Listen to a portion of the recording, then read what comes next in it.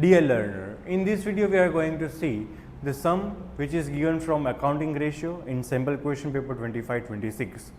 Let us see question number 33 is given from the following: calculate the trade receivable turnover ratio. Trade receivable turnover ratio is connected with the sales and debtors, bills receivable, right? Cost of revenue from operation is given, COGS is given 6 lakh rupees, gross profit on cost is given 25, cash sales is 20% of the total sales, opening debtors are 1 lakh and closing debtors are 2 lakh, provision for doubtful debt, opening 10,000, closing 20,000.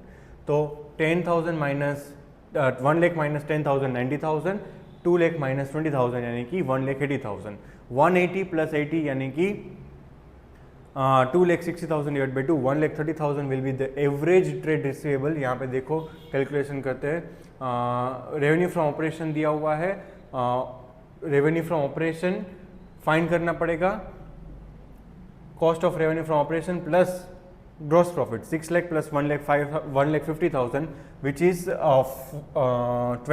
कितना percent, 25% on the cost बोला, 6 lakh का 25% यानी कि 1 lakh 50,000, total revenue from operation आ गया आपका 7 lakh 50,000.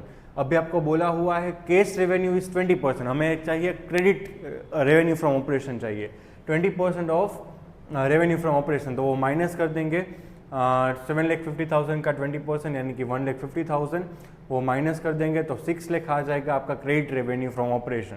Average trade receivable चाहिए, opening plus closing 1 lakh divide by 2 lakh. Provision हमें ध्यान में नहीं लेना है यहाँ पे, तो 1 lakh minus 1 lakh plus 2 lakh divide by 2, तो 1 lakh 50,000 will be the average trade receivable. तो यहाँ पे फॉर्मूला क्या है, credit revenue from operation divide by average trade receivable. तो क्रेडिट रेवेन्यू है 6 lakh divide by 1 lakh 50,000, answer is 4 times. So this type of sums can be asked in your examination from accounting ratios. Thank you.